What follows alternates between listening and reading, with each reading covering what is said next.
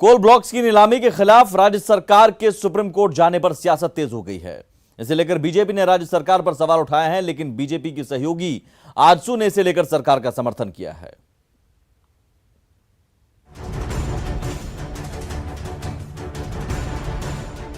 कोयले की commercial mining को लेकर झारखंड में सियासत गर्म है। नीलामी पर सवाल उठाते हुए राज्य सरकार ने सुप्रीम कोर्ट का दरवाजा खटखटाया है, जिस पर बीजेपी ने सवाल उठाए हैं।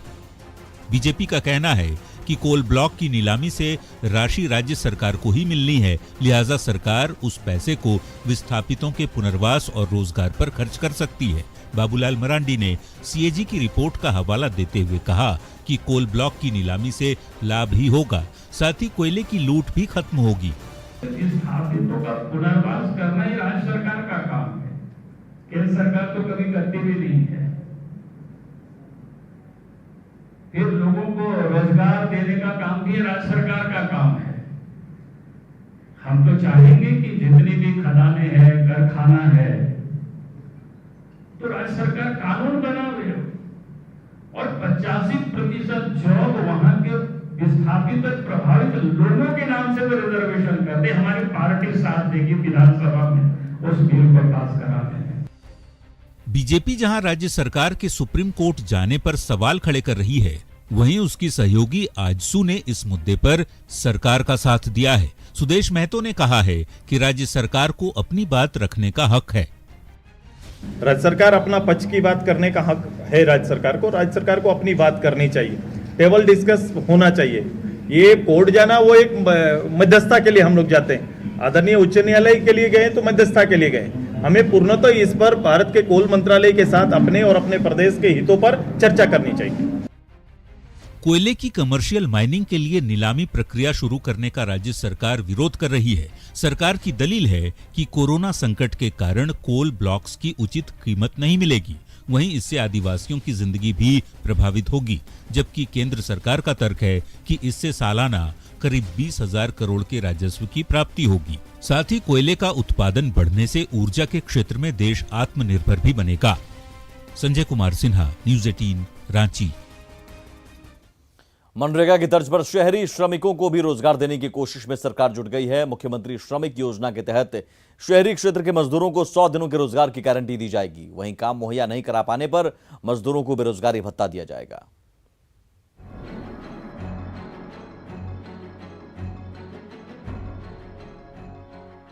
कोरोना संकट में प्रवासी मजदूरों के रोजगार पर सरकार का जोर है। ग्रामीण इलाकों में मनरेगा से मजदूरों को जोड़ने के बाद अब शहरों में रहने वाले श्रमिकों को भी साल में 100 दिनों की रोजगार की गारंटी मिलेगी। यही नहीं, रोजगार नहीं मुहैया करा पाने पर सरकार बेरोजगारी भत्ता देगी। इसे लेकर जल्द ही राज्य में मुख्यमंत्री श्रमिक योजना लॉन्च की जाएगी।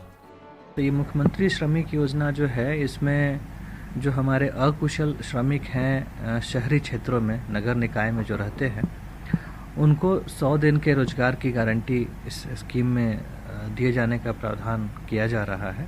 और अगर समय पर उनको रोजगार नहीं दिया जाता है तो बेरोजगारी भत्ते का भी प्रावधान है इस स्कीम में। मुख्यमंत्री श्रमिक योजना के तहत 18 साल से ज्यादा उम्र के मजदूर काम मांग सकेंगे। वहीं आवेदन के 15 दिनों के भीतर श्रमिकों को काम मुहैया कराना होगा।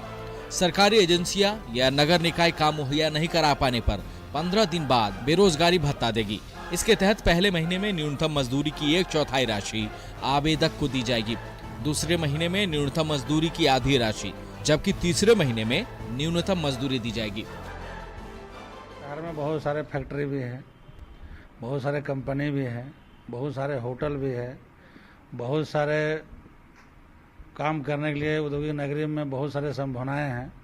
तो मेरे पर किस कैटेगरी का लेबर है, नगर परिषद में काम करने लायक है या कंप्यूटर ऑपरेटर है या कुछ और उसके पास कोई कला है, तो जैसा कला होगा वैसा हम लोग उसको हर हाथ में काम देने के लिए राज्य सरकार काम करेगी। झारखंड में पलायन एक बड़ी समस्या है, जिससे निपटने के लिए सरकार जुट गई है।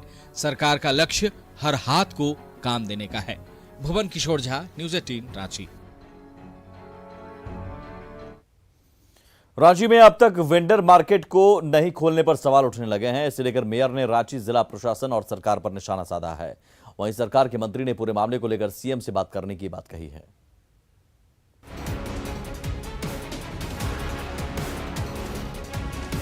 अनलॉक 1 में झारखंड में कपड़े और चप्पल जूते की दुकान भी खुल गए, लेकिन अब तक रांची के अटल वेंडर मार्केट को खोलने पर कोई फैसला नहीं लिया गया, जिससे यहां के 300 से ज्यादा दुकानदारों को परिवार चलाना मुश्किल हो रहा है। सब तो यहाँ गरीबे लोग हैं सब, मतलब रुपया में चारे आना लोग है कि पैसा वाला लोग, ये तो सब गरीब है। डेली कमाने खाना, जैसे अब हम लोग हो गए डेली कमाने खाना, 100 रुपया ले गए भाई कमा के बाल बच्चा के खिलाए। अभी 3 महीना से बैठे हुए हैं, कहाँ खा रहे हैं नहीं खिला रहे हैं, बाल बच्चा भूखे मर रहा है, ये लेंगे पापा ये लेंगे पापा। एक भी दिन सरकार यहाँ पर पूछने तक नहीं आया कि हमारा होकर भाई है, गरीब मजदूर है, कम से कम इन लोगों को हम लोग कम से कम यहाँ पर बसाए हैं, कुछ राशन पानी भी इन लोग को दे दे, लेकिन सरकार अभी तक इन लोग कोई पहल नहीं किया है। अटल वेंडर मार्केट में वैसे दुकानदार हैं जो पहले फुटपाथ पर अपनी दुकान लगाए थे। पिछली सरकार ने उन्हें फुटपाथ से उठाकर बहुमंजिला अटल वेंडर मार्केट में जगह दी थी, लेकिन कोरोना संकट के कारण 3 महीने से ज्यादा से इनकी दुकानों पर ताला लटका है।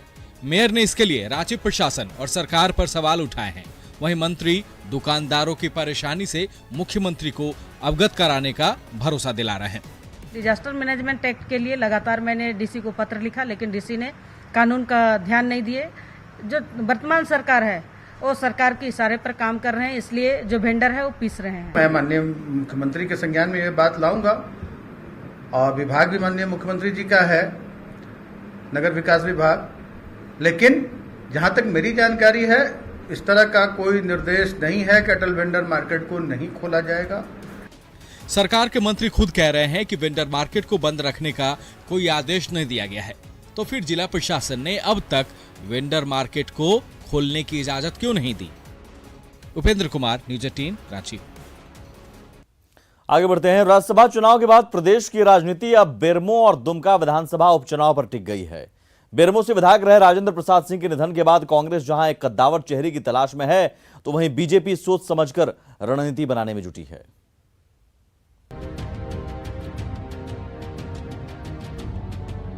राज्यसभा चुनाव की जोर आजमाइश के बाद झारखंड की राजनीति विधानसभा उपचुनाव पर शिफ्ट हो गई है। प्रदेश की 2 सीट बेरमो और दुमका के लिए होने वाले विधानसभा उपचुनाव के लिए सभी पार्टियां जोर आजमाइश में जुट चुकी हैं। राज्यसभा चुनाव में जीत से उत्साहित बीजेपी अब बेरमो सीट पर 2014 का इतिहास दोहराने में लगी है। राजेंद्र सिंह के निधन से खाली हुई इस सीट पर एनडीए की स्थिति इस बार पिछले विधानसभा चुनाव से अलग है। 2019 में एनडीए के टूटने की वजह से बीजेपी और आजसू ने अपने अपने उम्मीदवार उतारे थे। वहीं जेएमएम ने भी अपना प्रत्याशी दिया था, लेकिन अब आजसू के साथ आने से उपचुनाव में स्थिति उलट गई है। दुमका और बेरमो 2 विधानसभा के उपचुनाव होने हैं। भारतीय जनता पार्टी चुनाव जीतने के लिए कमर कसी हुई है। हमारे कार्यकर्ता जीवंत एकदम सक्रिय हैं, और हम कह सकते हैं कि हम अपने काम को वहाँ पर तेजी से बढ़ाने का काम और किए हैं, और मुझे विश्वास है कि दोनों स्थानों पर भारतीय जनता पार्टी उम्मीदवार देगी और भारतीय जनता पार्टी के उम्मीदवार निश्चित रूप से चुनाव जीतेंगे। हम लोगों ने ये राज्यसभा में निश्चित संयुक्त रूप से हम सभी लोगों ने प्रयास किया है। भविष्य में इस गठबंधन की नींव कितनी मजबूत होगी उसके पॉलिटिकल डायलॉग्स के समय आ रहे हैं। वहीं कांग्रेस की कोशिश अपनी सीट को बचाए रखने की है। पार्टी की ओर से राजेंद्र सिंह के बेटे अनूप सिंह प्रबल दावेदार माने जा रहे हैं। किसी को कुछ कहने की जरूरत नहीं है, कांग्रेस पार्टी वहाँ बहुत मजबूत है, और जब हम गठबंधन के तहत चुनाव लड़ेंगे, जिस तरह से उन्होंने एक बड़ी जीत हासिल की थी और निश्चित रूप से उनके जाने का दुख वहाँ के लोगों को है, तो हम समझते हैं कि हम जब उम्मीदवार उतारेंगे तो हमारी जीत भी सुनिश्चित होगी। बेरमो विधानसभा सीट के जातीय समीकरण की यदि बात करें तो बेरमो में कुल मतदाता हैं 3,11,107। आदिवासी वोटर 35,000 से ज्यादा है, जबकि राजपूत वोटर 20,000 के करीब है। कुर्मी और महतो वोट लगभग 25,000 है, तो मुसलमानों की संख्या लगभग 25,000 है। मुख्यमंत्री हेमंत सोरेन राजमहल और दुमका विधानसभा सीटों से चुनाव लड़े थे। दोनों ही जगह उनकी जीत हुई थी और दुमका सीट उन्होंने छोड़ी थी, लिहाजा दुमका में भी चुनाव होने हैं। देखना दिलचस्प होगा कि दुमका के साथ ही बेरमो उपचुनाव में एनडीए और यूपीए में किसकी रणनीति सफल होती है।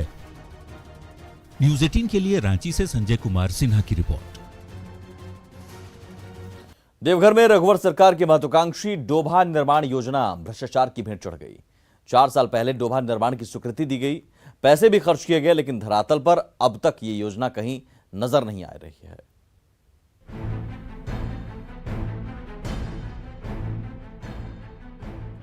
बाबा नगरी देवघर में डोभा निर्माण में बड़े पैमाने पर गड़बड़ी सामने आई है। साल 2016-17 से 2018-19 तक जिले में 4,850 डोभा निर्माण की स्वीकृति दी गई थी। इसे लेकर हर एक लाभुक को 8,744 रुपये अग्रिम भुगतान भी किए गए थे, लेकिन 1252 लाभुकों द्वारा अब तक डोभा नहीं बनाया गया। ऐसे में अब डोभा निर्माण घोटाले की जांच की मांग उठने लगी है। वर्तमान सरकार से मैं यही मांग करता हूं कि डोभा निर्माण का जो है कार्य का जो भी हुआ है उसका जांच किया जाए। यदि उचित स्तर पर उसका निर्माण नहीं हुआ, अनुपयोगी हुआ है, तो उसका भुगतान अविलंब बंद करें। वहीं अग्रिम राशि की रिकवरी अब विभाग के लिए सिरदर्द साबित हो रहा है। ऐसे लाभुकों को विभाग की ओर से राशि लौटाने की नोटिस जारी कर कानूनी कार्रवाई की चेतावनी दी जा रही है। प्रखंड विकास पदाधिकारी से पत्राचार कर अंतिम प्रतिवेदन मांगा जा रहा है। जो शेष जो बचे 1252 उसमें से बहुत सारे लाभुकों द्वारा सूचना प्राप्त है बीओ द्वारा जो अधूरा डोभा का निर्माण किए, जिस कारण वो बिल उसका जमा नहीं कर रहे हैं। पठारी क्षेत्र होने के कारण झारखंड में वर्षा का पानी रोकने के नाम पर जल छाजन जैसी योजनाओं पर पहले भी बड़ी राशि खर्च की जा चुकी है। वहीं अब डोभा निर्माण में भी गड़बड़ी से कई सवाल उठने लगे हैं। ऋतुराज सिन्हा, न्यूज 18 देवघर।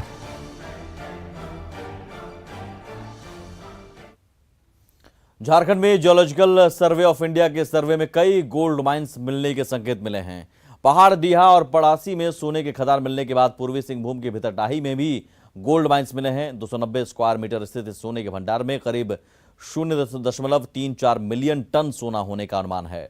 वहीं सिमडेगा के करसई प्रखंड के सागजोग बागबेड़ा में भी सोना का भंडार मिलने के संकेत मिले हैं। 2 जगह तो हम लोगों ने ऑक्शन कर दिया है, पहाड़डीहा और परासी। पहाड़डीहा में पीएल का एमएल हुआ है, परासी एमएल हुआ है जो कि रुंगटा लिया है, और थर्ड जो उसने रिपोर्ट सबमिट किया है वो भीतरदारी ईस्ट सिंहभूम का है। तो वो एरिया जो है आपका G3 लेवल का उन्होंने रिपोर्ट सबमिट किया है, जो कि सीधे ऑक्शन के लिए हम लोग नहीं कर सकते हैं। उसमें कुछ काम बाकी है, हम लोग उसको रिपोर्ट को स्क्रूटनी कर रहे हैं। तो G2 लेवल पे होने से क्या होगा कि वो सीधे एमएल में चला जाएगा। झारखंड में कल भगवान जगन्नाथ की रथ यात्रा नहीं निकलेगी। हालांकि सुप्रीम कोर्ट ने पुरी में जगन्नाथ रथ यात्रा निकालने की सशर्त इजाजत दे दी है, लेकिन कोरोना संकट के कारण रांची में ऐतिहासिक रथ यात्रा नहीं निकलेगी। यानी 329 साल में पहली बार भाई बलभद्र और बहन सुभद्रा के साथ भगवान जगन्नाथ मौसी बाड़ी नहीं जाएंगे। जगन्नाथपुर मंदिर के मुख्य पुजारी ने कहा कि सुप्रीम कोर्ट का आदेश सिर्फ पूरी रथ यात्रा को लेकर है, ऐसे में रांची में यह फैसला लागू नहीं होगा। इस साल रथ यात्रा नहीं निकाली जाएगी। कल सिर्फ रथ यात्रा की पूजा मंदिर के पुजारी करेंगे। वो जो फैसला आया है वो तो केवल पूरी मंदिर के लिए आया है, पूरी का रथ यात्रा के लिए। उड़ीसा में कई जगह हैं जहाँ की बहुत ही भव्य समारोह होता है, आयोजन होता है, सभी जगह में रोक लगा हुआ है। और यहाँ अभी तक हम लोगों को किसी तरह का कोई निर्देश नहीं मिला है, इसलिए जो हम लोगों को निर्देश जो मिला है हम लोग उसी के अनुरूप कार्यक्रम करने के लिए अभी तत्पर हैं। क्या निर्देश मिला? वही मंदिर के अंदर में जो करना है, मंदिर के अंदर में ही रखना है भगवान को, रथ यात्रा नहीं होगा।